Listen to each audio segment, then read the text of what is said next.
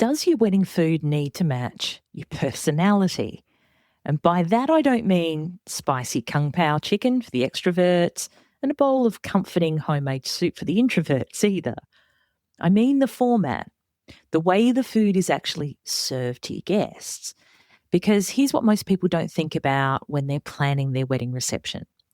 Every catering style or format has its own energy, its own personality.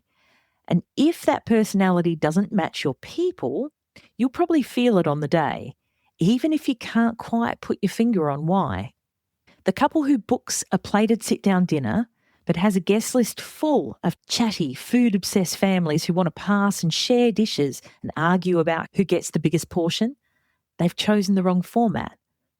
And then the couple who goes full cocktail style because it was delicious during the tasting, but has a lot of older guests who prioritise wanting to sit down together, eat at the same time, have proper cutlery and a cloth napkin, and feel like, they're sharing a special elevated meal. Same problem. While you can't, and repeat after me, ever please everybody, you can aim to please the majority of your guests and have a very different result. Today I'm sitting down with Josh from Chopping Board Catering, one of the most sought-after wedding caterers in South Australia, and we're getting into all of it. Why food trucks can be absolutely brilliant for one kind of wedding and a logistical headache for another. How Josh has solved the age-old anxiety of the alternate drop. That moment when you desperately wanted the steak but got the chicken and silently stewed about it for the rest of the night. And the catering format that gives you generous, delicious, abundant food for you and your guests without blowing your budget. Josh will teach you how important it is to make sure your catering is timed right with your formalities like speeches and your cake cutting and dances, and why the latest TikTok foodie trend doesn't work for weddings, plus what questions you need to be asking your potential caterers when you're trying to work out who to book, no matter where you are in the world. Let's get stuck into it. Unbridely is a community of pro-wedding vendors who believe in freedom and integrity in weddings, giving you options, solutions, tips and tricks to create the experience and memories that you and your fiancé really want and deserve. Because we believe that weddings are a team sport. With how-tos, stories and interviews with recently married couples, we find out what went right and what they'd change if they could go back and do it all over again. I'm Camille and welcome to the Unbridely podcast. Hi Josh, how you doing? Good, how are you?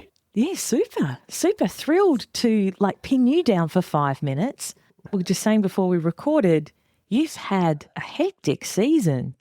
Yeah, it's been pretty solid wedding season, so starting to taper off now. So yeah, ready for a bit of R&R. Yeah, absolutely. I was just saying to Josh, you seem more chilled than usual. And he's like, this is what day off Josh is like. Relaxed, chilled. It's so good. But for those of my listeners who don't know you, could you, say who you are, what you do, where you've come from? Yeah, so Josh from Chopping Board Catering. So been in the hospitality industry, pushing on 3 decades now. Been out in the catering game for about 8-9 years full time with Chopping Boards. So yeah, obviously mainly focus on wedding catering, but yeah, a lot of engagement parties, baby showers, all that kind of stuff as well is definitely all mixed in there. So yeah, and you're based in the Barossa? No, so we work out of Prospects at the North Adelaide Football Club there. Yep. So run their function side of things as well. But then, on the weekends, hit the roads, McLaren Vale, Adelaide Hills, Barossa Valley. So get around a fair bit. Wherever there's a beautiful wedding venue, that's where we find Josh and his team. Anyone that will accept me. I feel like every second couple of mine have got you guys at the moment. No, we like that. Seriously, good. Yeah, it's really good. And the feedback has been excellent. We like that. You guys are flying. We wanted to maybe not talk so much about, the business side of things. We really want to bring this back, Josh, because what I'm hearing from my couples is they understand that a function or an event experience is food en masse, and they generally don't expect much. Maybe, that comes from years and years of Bain Marie's. and just being, lining up like you're in jail and being slopped down some food. Or at a restaurant, like people know that style of, food service, right? So if we can go like right back to the start, because there's dozens of, not dozens, there might be a dozen different ways. Yeah. Roughly of serving food. So yeah, if you can walk us through like the most common catering formats that couples are choosing from, and I'd love to know like your honest pros and cons of each different style. Yeah, so I guess our main, most popular menu item would be the 2-course shared menu. So kind of get your ceremony done, everyone roams around for some canapes, get them seated, and then that share style down the middle of the table, which is one that's really close to my heart. Obviously, bringing everyone together, that real family feel. And it just gets all your guests engaging really well throughout the table as well, kind of pass the chicken, that kind of stuff. Yeah. It's a bit of an icebreaker. People can talk about the food as they all share it together. So that's really the style that I love, and probably close to 75% of our weddings would be that style menu. Then you've got your other options of that, which would be more your old school sort of alternate drop style menu, which is, your steak, chicken, that kind of vibe. So it's like a set menu, isn't it? With maybe one or two choices there. It's an individual plated meal. Yeah, the alternate drop. Yeah. Definitely, kind of your 2-choice. We've just released our new menu. So into that format was put one that was called the crowd pleaser, which will basically give you both proteins on one plate. So instead of, sitting there and being like, oh, I wanted the steak and I got the chicken, you actually get both on one plate, which is a pretty cool little concept that we've been playing with for a while to kind of alleviate that, FOMO factor that some people get. To kind of bring in that family vibe still, we still do the shared sides down the middle. Oh, yeah, nice. So your protein's on the plate, and then you can still add your potatoes and salads and veg and that kind of stuff. So, that kind of brings back that interactive part of it a little bit. But yeah, it's a bit more old school. When I was working in hospitality, 30 years ago, it was how you did weddings. You either, went up, as I said, to the Bain Marie, but they were more, I don't want to say budget, but what makes me think that that's sort of not the way to go these days, the buffet situation? Yeah, I think buffets have had their day.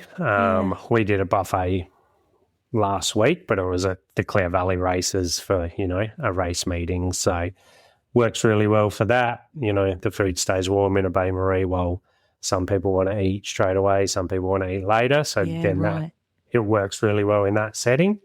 For a wedding, we kind of want to keep everything on a time schedule. You kind of want to get everyone eating at the same time so you can do your formalities, your speeches, your first dances. Yeah. I guess it kind of slows service down a fair bit with everyone having to get up table by table. And then that means everyone's not eating together as well. So the people who get to the buffet first, obviously, have probably finished their meal by the time the last table's kind of getting there. So it takes away from that kind of real, inclusion sort of family part of it. Yeah, just all doing the same thing at the same time. That's so basic. I've never thought of it that way. I think of it from a server's point of view and trying to stop, one table from coming up too early and, oh man, it's like herding cats. Absolutely. I've got bad memories of Bain Maries. But what about styles like your cocktail wedding where it's not just, your pre-dinner drinks, little nibbles, but in fact the whole meal is structured that way?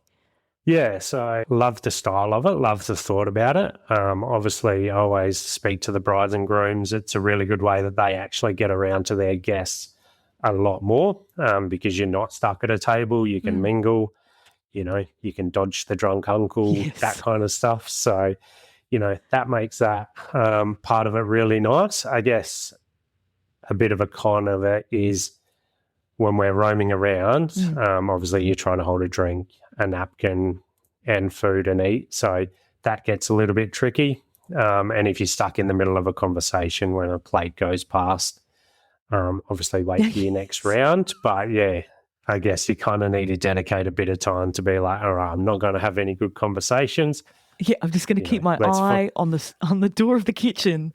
Yeah, let's focus on some food for a bit. But yeah, I mean, I love the style of, keeping it casual, Yeah. everyone kind of mingling, playing garden games, have your little cocktail bar set up. So yeah, It just feels more relaxed.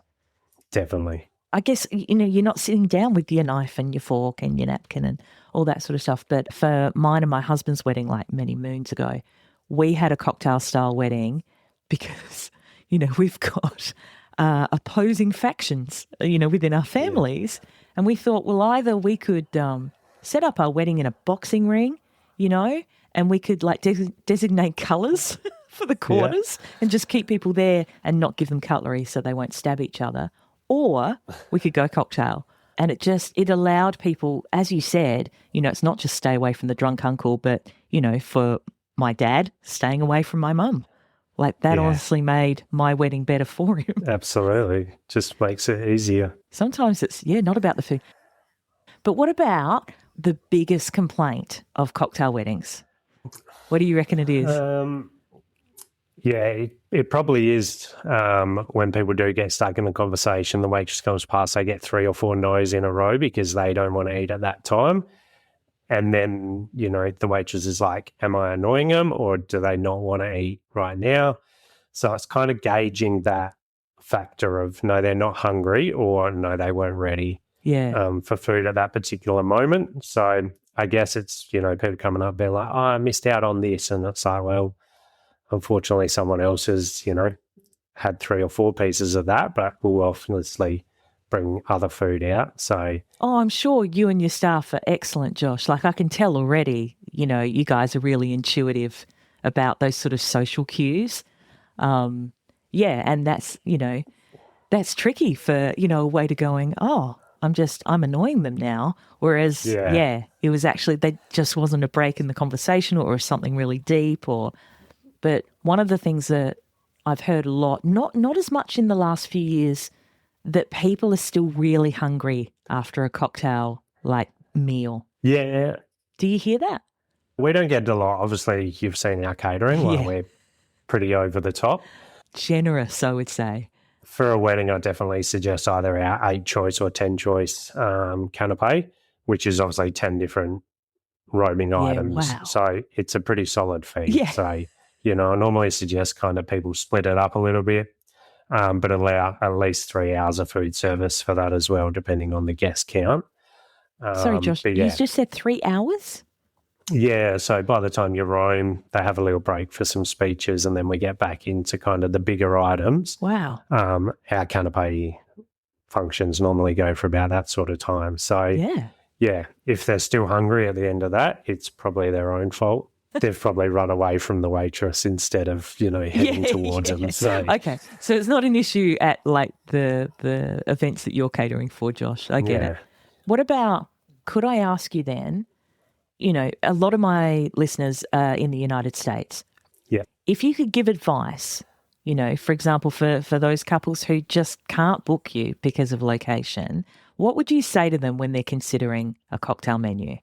Yeah, probably obviously pick the items that they love and they're going to want to eat on the day, but also kind of go a few carb heavier ones, slider, little steamed buns, items like that that are going to fill people up. I mean, obviously, I hate to say it, but arancini, Why do you hate to say it? They're just flogged. You're over them. Every wedding, but, people love them. They're such a crowd pleaser.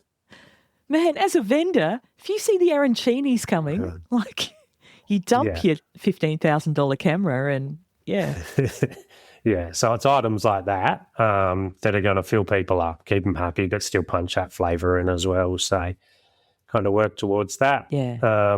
And probably have a little break in the middle of food service to do some speeches so that people can kind of let their stomachs settle and then come back and have more after, instead of it just being one continuous, like, real solid food service time and then, then go into all your formalities.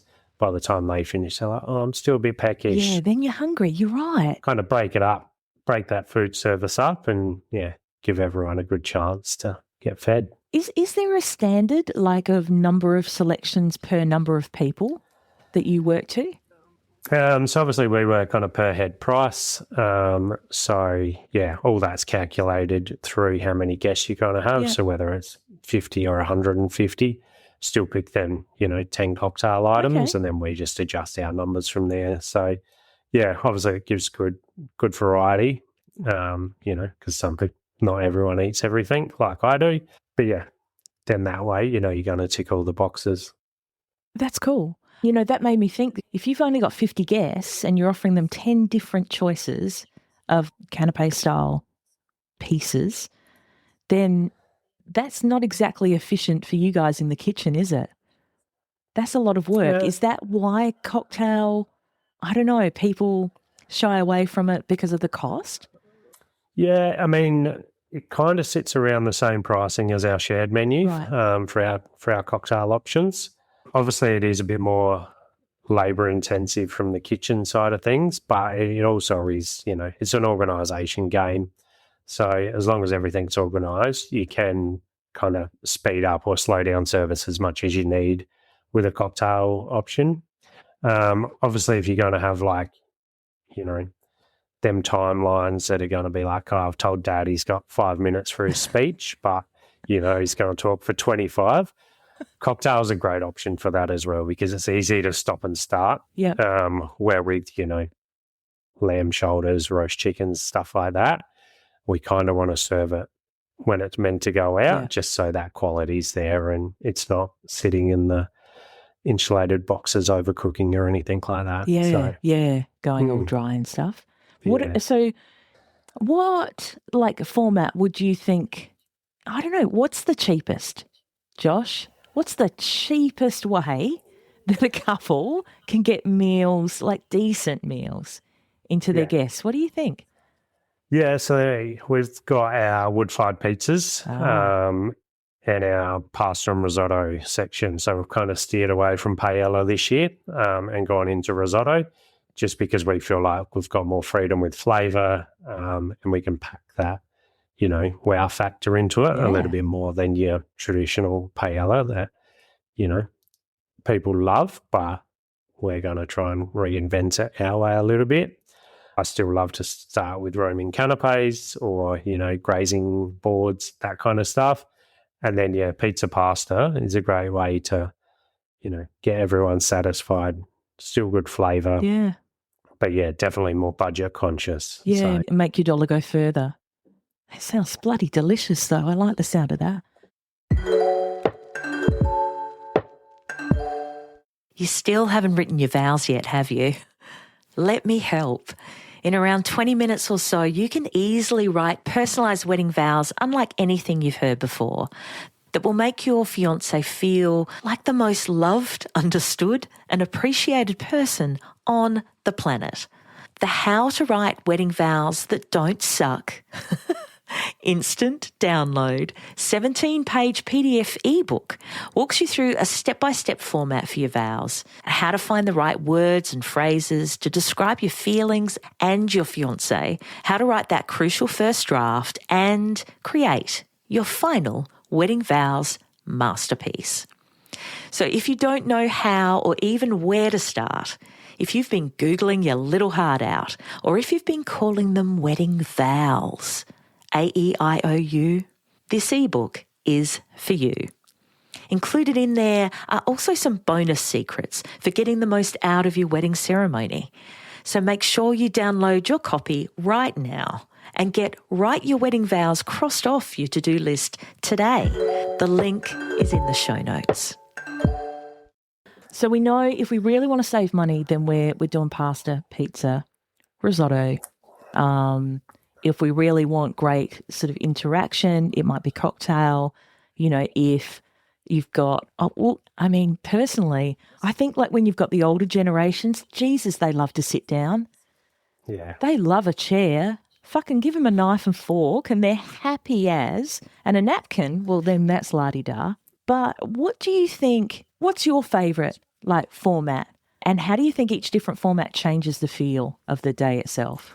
Yeah, I guess like we said, the kind of full canapé cocktail style weddings, you're going to get that much more relaxed vibe. I mean, I still suggest have enough seating for at least 50% of your guests because, like you said, the oldies do want to sit down. They do love a chair. They want to relax, And I guess like a wedding day, it's a long day to stand for the entire day. So still have ample seating, whether it's high bars or, something like that people can still sit at. A few low tables, seats with backs and that kind of stuff is obviously ideal for that older people we're going to have at our weddings. But yeah, I mean, full style, if I had to pick one style, I'd probably say a shared menu. Yeah. You just know everyone's really well fed.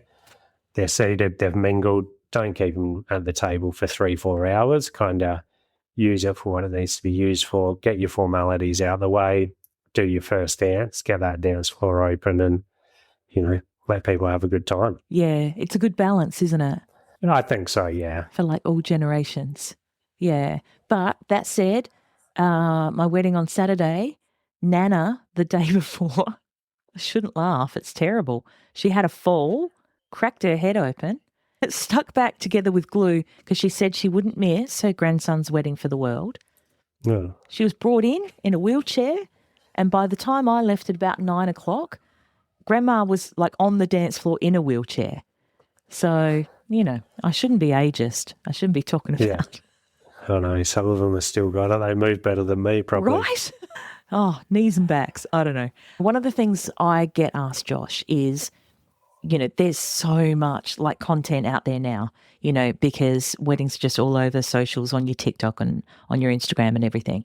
And I feel like, a short 15-second reel, 20-second reel can look fabulous and it doesn't matter what's going on because you've cut out all the bad bits.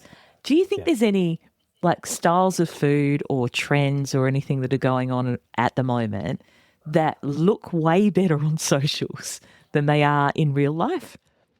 Probably one of the big trends we're getting asked for is the big Parmesan pasta wheels. Talk to me about that.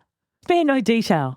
We can't do it. It's just not practical for a wedding. Right. It's great in a restaurant where it's your, 2 serves of cacio e pepe coming out of a Parmesan wheel, but basically they heat up the sauce, the pasta, and then it gets put into the Parmesan wheel. They kind of stir it around in there. Holy shit. And then that gets all the cheese melted through. So absolutely looks fantastic. It's got that real wow factor about it. Trying to do 120 serves, just not going to happen. So that's probably one that we're getting a lot of at the moment. Right. A lot of your interactive sort of vibes. So we can obviously do, the pizza stations, obviously a bit more interactive where you can set up the pizza oven near your guests. They can see us making or, cooking, cutting, same with our pasta setups, that kind of stuff. Yeah. So that's our kind of interactive side of things. There's a live charcuterie sort of stations that are going around that look really amazing, but it's, again, whether it's practical for your bigger style weddings where you've got to get the food into people, especially in them first couple of drinks after the ceremony, you kind of want to get them lined their stomach pretty quick. Speed is the thing, right? Absolutely. And I guess, you're talking there about not only scale, but theatre, like it's a show to put your pasta inside the big Parmesan wheel, right? Dinner and a show. And how much are you spending time-wise, money-wise on the show and how much is actually going into the meal itself? I'm guessing that's a bit of a balancing act. Absolutely. The other thing that we didn't talk about, though, is so you talked a little bit like about food stations, where people can see you do stuff, which is, entertaining. What about, how do you feel, I'm curious, about like food trucks and things like that? Yeah, I mean, obviously we don't work alongside a lot of food trucks at weddings. We've definitely had it where, we've done our pizza station, we've had a burger food truck pull up as well. I guess, again, it comes down to the vibe that the client wants. Some people want that real sort of festival party, dance floor vibe where, go up to the food truck, order your food. Like, I don't hate it. Like, okay. I sense there's a downside, Josh. You can say it. You can tell us. We won't tell anyone. No, I'm just saying, it's going to be like that day out sort of vibe more than a wedding vibe. So absolutely got no problem with it. No, well, I was just thinking about efficiency again. Yeah. Like, it means that not everyone's eating at the same time. And it means that if everyone is hungry, like straight after pre-dinner drinks, and they are, that, there's that lag time. There's only so much that a food truck can churn out at any particular point in time. Would that be fair? Yeah, I think like a lot of people that I've spoken to and they've wanted to go that food truck vibe have been fairly smart where they've got, 2 or 3 different food stations going on. So whether they bring in, the pizza truck, the burger truck, the tacos, that kind of stuff to kind of make sure that everyone can get food fairly efficiently. I guess on the day, if every single person wants to have a burger and no one wants a pizza, that poor burger truck's probably not going to have the best day, but yeah. That's the thing, isn't it? Even, I think it was Mother's Day last year, I went to a local winery that had 2 food trucks. I don't know, fortunately, unfortunately, they're both completely different styles of food. Both were sensational though. And so my family, who doesn't mind eating, quite frankly, wanted food from both. And there was a massive lineup for both. So we just waited forever. And then we had mountains of food. And it was like, oh, God, there should have been a better way of, I don't know, working this out. But I guess it's know your guests. You need to know, don't you? Yeah, absolutely. And I guess if you're going to go down that line, whether you have bowls of chips out, a big cheese board, something to start them. So there's always food available at some sort of station, whether it's, lining up at the food truck and waiting, or if you've, accidentally had 5 quick glasses of champagne and you just need something in your something quick. Something. Some bread and some dip or something. Having options is always a good idea. Yeah. And I get it. Couples are trying to save money as well. So they're trying to go, okay, well, we just bring in this one truck and our food's sorted. But it's just not quite as simple as that, is it, Josh?